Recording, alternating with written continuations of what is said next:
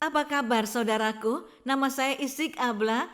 Saya berasal dari Timur Tengah dan dengan satu jamahan dari Yesus Kristus, hidup saya, hati saya, nasib saya seutuhnya berubah. Yesus katakan di Yohanes 14 ayat 6, "Akulah jalan dan kebenaran dan hidup. Tidak ada seorang pun yang datang kepada Bapa kalau tidak melalui aku." Saya mempercayainya dan memutuskan menjadi pengikut Yesus. Dia menjamah dan mengubahkan saya. Hari ini saya akan berbicara mengenai iman timbul dari pendengaran. Pendengaran akan firman Tuhan. Pendengaran akan firman Tuhan, saya tegaskan, iman timbul dari pendengaran secara berkala. Perhatikan apa yang Anda dengar. Anda mungkin telah mendengar banyak hal.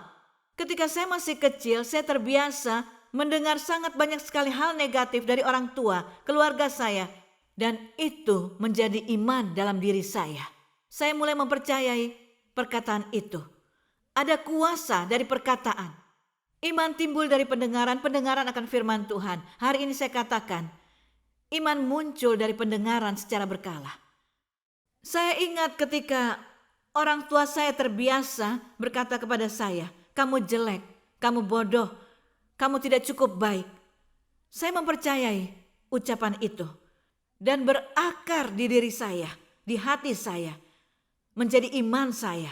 Jika Anda menonton siaran ini, mendengarkan saya mengatakan ini, dan ada perkataan yang berakar di diri Anda sejak lama. Seseorang datang menanamkan benih di dalam Anda saat Anda masih kecil. Atau wanita muda, atau pria. Seseorang mengatakan sesuatu, kemudian tertinggal di pikiran Anda, dan tidak dapat mengeluarkannya dari pikiran, dan Anda percaya, dan mengimani kebohongan itu. Roh Kudus Allah yang juga disebut Roh Kebenaran. Saya berdoa saat ini bahwa Roh Kebenaran menguasai Anda, menguasai hati Anda, membersihkan dan membasuh Anda dari segala kebohongan itu. Karena firman Allah katakan bahwa Anda berharga. Anda diciptakan luar biasa dan indah. Bagi saya butuh waktu yang lama untuk mempercayainya. Sulit bagi kita untuk percaya bahwa kita ini istimewa. Bukan dalam arti kata kita menyembah diri sendiri, menyukai diri sendiri. Bukan dalam arti kesia-siaan. Tapi Allah ingin kita merasakan kasih-Nya, kasih tanpa syarat. Dan bersuka cita bahwa Dia begitu mengasihi kita. Saya akan berbicara kepada Anda mengenai Markus 5. Yang sungguh istimewa, bagian dari Injil yang sangat istimewa bagi saya. Markus 5 ayat 25. Adalah di situ seorang perempuan yang sudah 12 tahun lamanya menderita pendarahan. Ia telah berulang-ulang diobati oleh berbagai tabib, sehingga telah dihabiskannya semua yang ada padanya. Namun sama sekali tidak ada faedahnya. Malah sebaliknya keadaannya makin memburuk.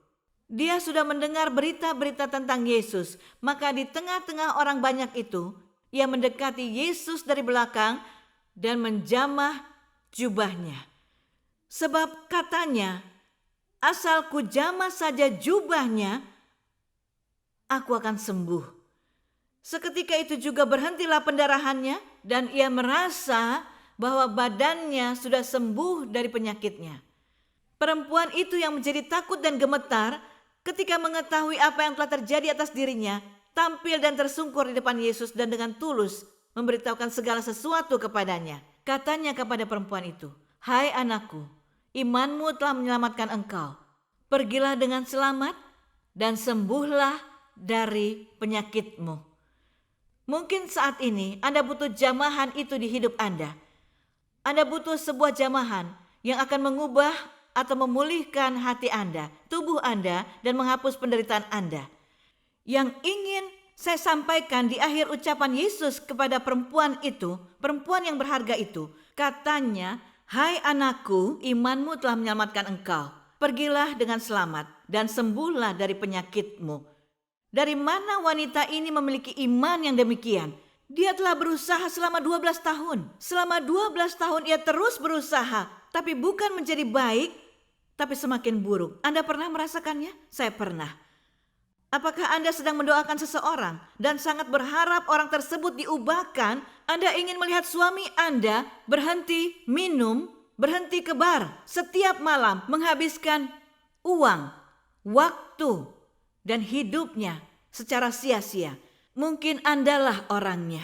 Anda memiliki kecanduan terhadap narkoba, terhadap minuman alkohol, atau dengan pornografi, seperti ada belenggu yang begitu kuat dalam hidup Anda. Dan Anda pikir tidak ada yang bisa mengubah Anda, tidak ada yang dapat menolong. Dan Anda membutuhkan semua hal itu untuk merasa lebih baik. Untuk berapa lama? Mungkin 1 menit atau 1 jam, berhari-hari. Namun pada akhirnya Anda akan menghadapi kembali realita itu. Jadi itu hanya sementara. Perhatikan, yang iblis lakukan adalah menawarkan pengganti kepada kita. Memberikan sesuatu, bahkan dengan Yesus. Menurut Anda, mengapa ada begitu banyak agama di dunia ini? Kenapa? Ketika Yesus berkata, "Akulah jalan, kebenaran, dan hidup." Ketika Tuhan menyebutkan siapa Dia sesungguhnya, tapi mengapa masih ada banyak pilihan di dunia? Mengapa? Karena musuh suka menipu kita. Selalu saya katakan, waktunya Yesus. Manusia dijaring dengan jala, bukan dengan umpan. Mungkin saja, tetapi saya percaya yang akan digunakan adalah jaring. Hanya musuh, hanya iblis yang menggunakan sebuah umpan terhadap seseorang. Tapi dengan Yesus, Allah tidak butuh sebuah umpan. Dia tidak perlu menipu kita dalam kerajaannya. Perkataannya adalah kebenaran. Dan wanita berharga ini pendarahan selama 12 tahun. Mari kita berhenti sejenak dan membayangkan hidup wanita ini. Mulai dari komunitasnya, semua orang tahu ia tidak suci. Ia diasingkan. Tidak seorang pun menyalaminya. Dan wanita ini menyadari situasinya. Dia tahu, mungkin orang berkata, apa yang telah ia lakukan sehingga layak menerima itu? Mengapa ia mengalaminya?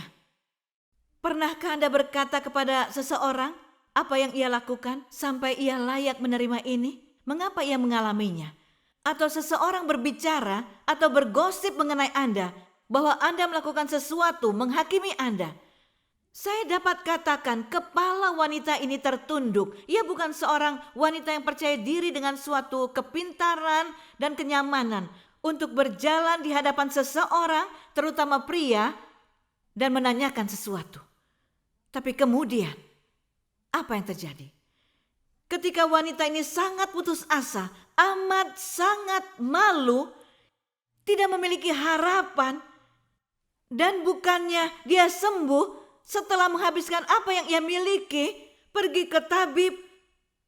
Tetapi apa yang terjadi? Kondisinya semakin buruk, dan buruk.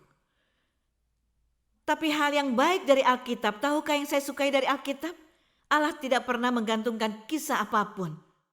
Anda tidak akan mendengar cerita wanita 12 tahun pendarahan di suatu kota, dan firman Allah tiba-tiba beralih ke cerita lain. Tidak. Tetapi setiap perkataan firman Tuhan di dalam Alkitab berbicara secara khusus kepada kita. Dan saya menemukannya dalam perjalanan kekristenan saya. Setiap kali saya membacanya, Tuhan memberikan pesan khusus bagi saya. Dan wanita istimewa ini mungkin bukanlah siapapun bagi mata manusia. Mungkin ia terlihat rendah. Mereka memandangnya rendah. Tapi istimewa bagi Yesus Kristus. Wanita ini mendengar kabar mengenai seseorang. Ia tidak paham sepenuhnya karena ada begitu banyak kabar yang tersiar mengenai dirinya. Mungkin dia seorang nabi, penyembuh, anak Allah, Tuhan, penyelamat, Mesias. Ini kabar yang ia dengar. Iman timbul dari pendengaran akan firman Tuhan. Dan yang wanita ini dengar, ada seseorang yang menyembuhkan yang sakit, membuat yang buta melihat, membangkitkan yang mati, mentahirkan yang kusta. Wanita ini terus mendengar dan mulai melihat. Iman kecil yang timbul dalam hatinya. Bukan iman yang besar, bukan iman raksasa, bahkan tidak sebesar biji sesawi. Jika ia memilikinya, ia dapat memindahkan gunung, kata firman Tuhan.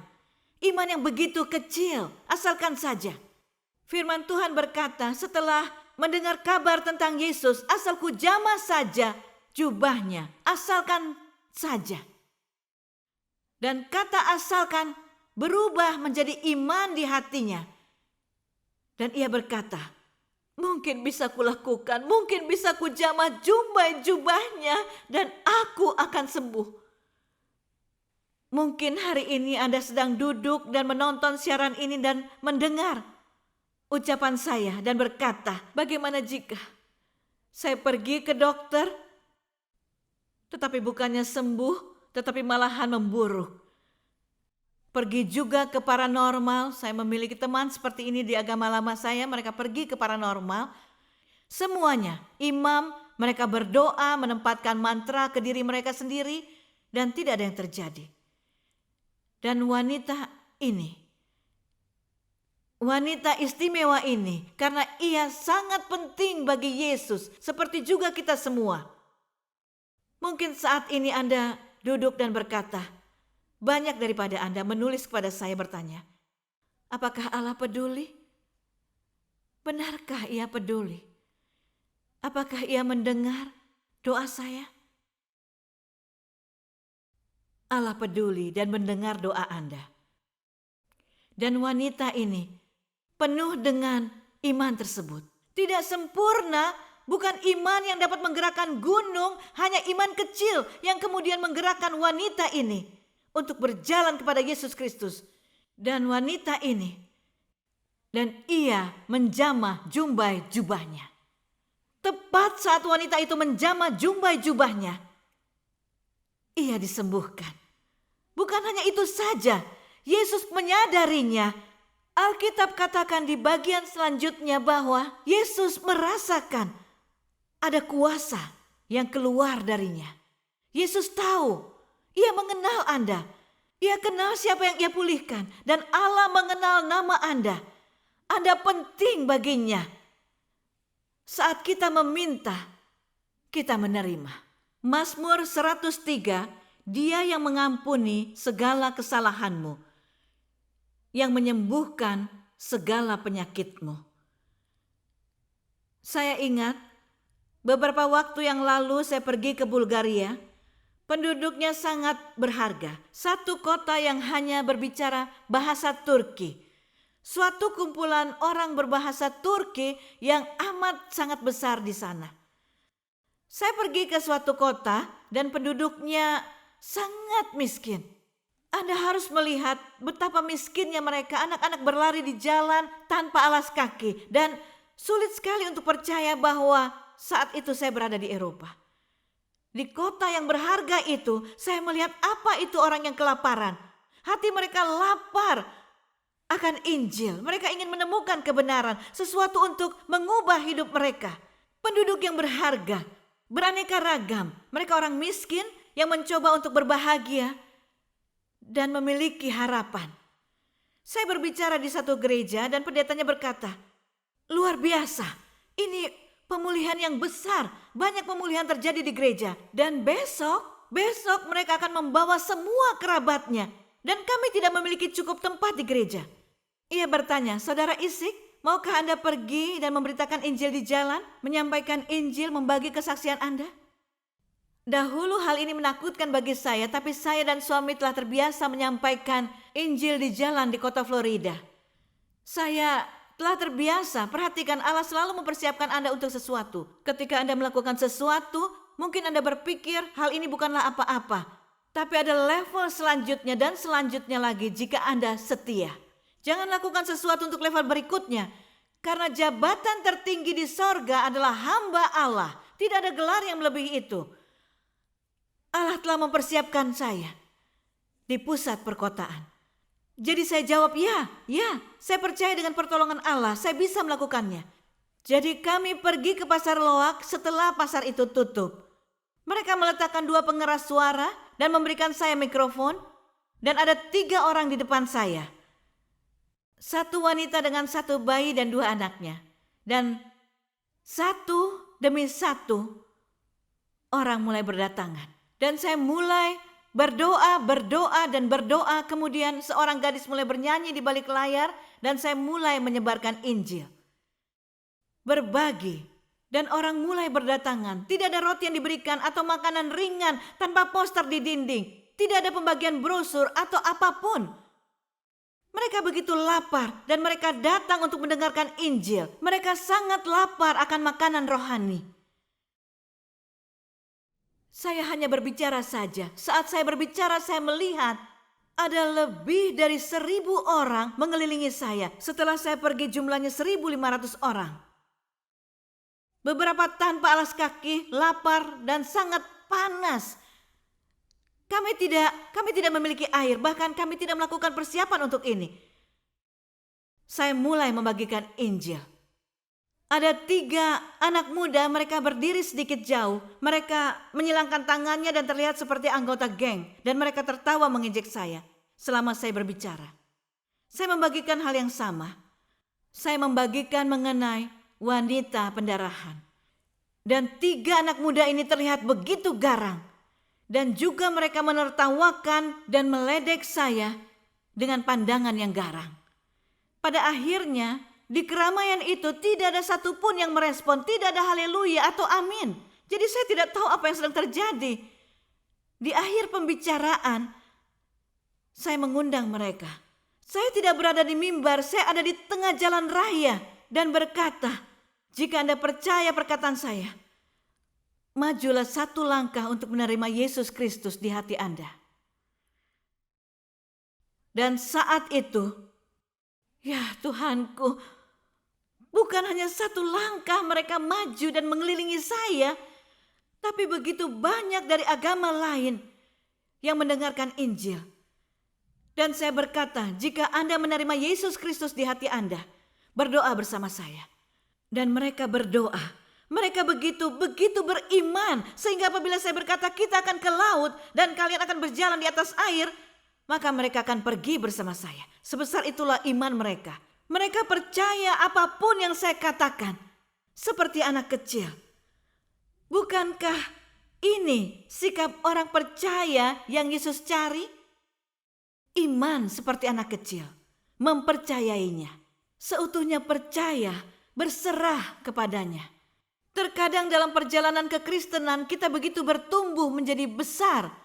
Dan kisah di Alkitab hanya sekedar kisah seperti buku cerita biasa. Dan kita lupa ada Allah yang sama yang membelah laut merah, membangkitkan yang mati, menyembuhkan yang sakit. Dan Allah yang sama hari ini dan juga besok. Dia adalah sumber dan satu-satunya sumber kehidupan kita. Ada kalanya kita lupa siapa yang kita sembah, siapa yang kita percayai. Jemaat itu kemudian berdatangan, mereka membawa kerabatnya seperti di zaman Yesus. Sama seperti yang Yesus alami, yang Yesus lihat dalam pelayanannya di bumi. Mereka bawa kepada saya orang lumpuh dan menandu orang-orang. Mereka bawa bayi pada saya dengan tumor di kepalanya. Dan saya berdoa dan tumor itu menghilang. Dapatkah Anda mempercayainya? Itulah iman Anda. Berapa besar iman Anda yang dapat Allah kerjakan bagi Anda? Kita tidak bisa membatasi kuasa Allah. Wanita itu dengan iman yang sekecil ini, melalui pendengaran akan firman Tuhan, firman itu telah menjadi daging dan berjalan di tengah-tengah mereka. Dan ia mempercayai firman itu. Wanita itu mengambil langkah dan maju menerima Kristus. Saat itu, saya mendoakan begitu banyak orang satu demi satu. Saya mulai memanggil dan berkata, jika ada yang sakit diabetes, ada yang sakit jantung, jika ada yang sakit tumor, kanker, ini dan itu. Dan orang berdatangan, membludak.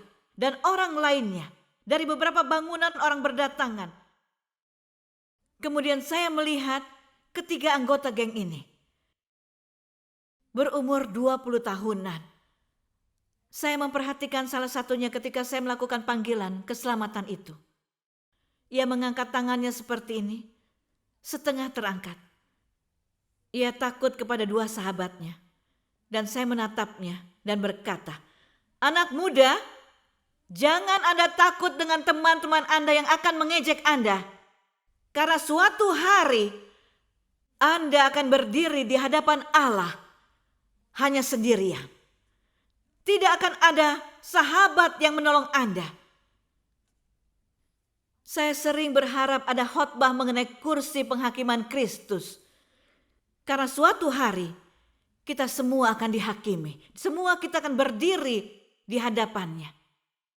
Tapi jika Anda orang percaya dan pengikut Kristus, kabar baiknya adalah Yesus akan berkata, "Dia milikku. Dia milikku." Setelah saya mengatakan hal itu, anak muda ini berlari dan sampai di samping saya.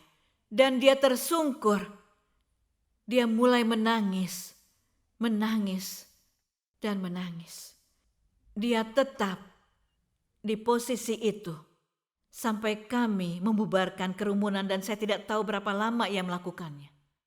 Karena Allah melakukan sesuatu yang baru di hatinya. Karena Allah menjamahnya saat itu.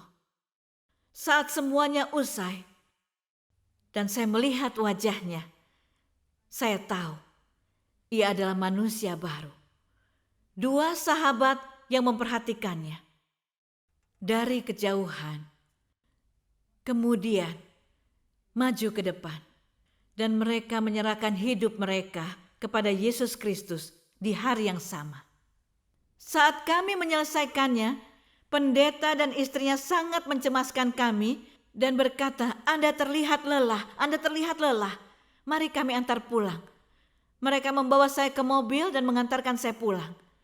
Setelah beberapa waktu, ada yang mengetuk pintu. Dua wanita datang dari pertemuan itu dan saya ingat saya telah mendoakan mereka. Mereka berkata, "Tuhan meminta kami untuk datang karena kami kemari untuk menjamah jumbai jubahnya. Kami percaya pemulihan kami akan sempurna hari ini di sini jika Anda mendoakan kami sekali lagi." Saya sangat lelah, begitu letih. Dan Tuhan katakan, "Doakan." Dan Allah memberikan ucapan doa kepada saya bagi mereka.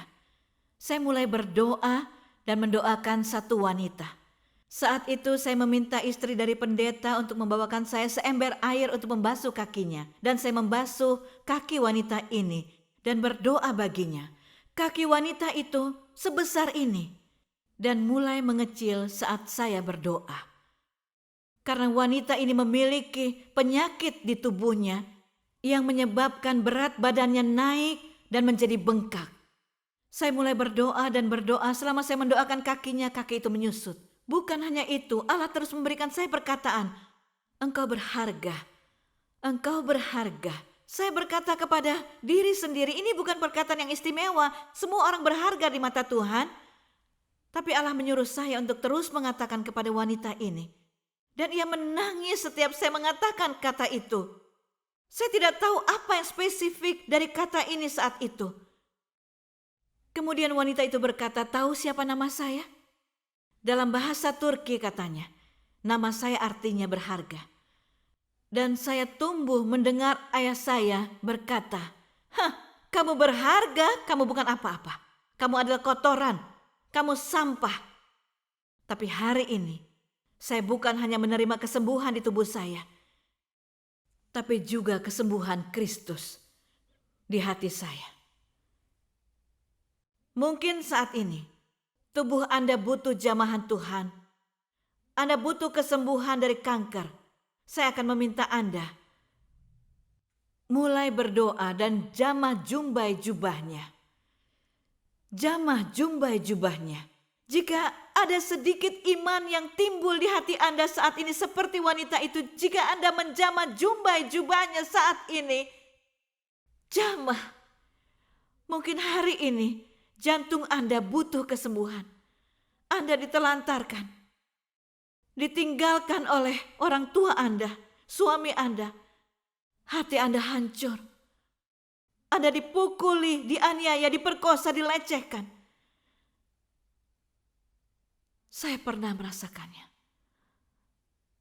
Allah berkata kepada Anda hari ini, aku bisa memulihkan hatimu. Aku bisa menjamah hatimu, mengambil hati yang hancur itu dan membuatnya utuh kembali.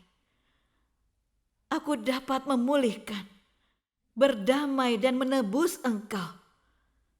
Hari ini, Anda cukup datang kepadaku dan berkata, Yesus, Yesus, aku membutuhkanmu. Aku membutuhkan jamahanmu. Aku butuh engkau untuk mengubahku, juga mengubah keluargaku. Yesus, hanya ada satu nama. Tempat keselamatan itu ditemukan dalam nama Yesus. Tidaklah penting berapa lama Anda telah berdarah dan membawa tumor itu. Berapa banyak laporan jelek yang Anda dengar dari dokter Anda. Ketika Allah datang dan menjamah Anda, bukan lagi masalah. Hanya satu yang perlu Anda katakan. Yesus, Yesus, aku menjamah jumbai jubahmu. Dan mukjizat yang lebih besar dari pemulihan Anda adalah menerima Yesus di hati Anda.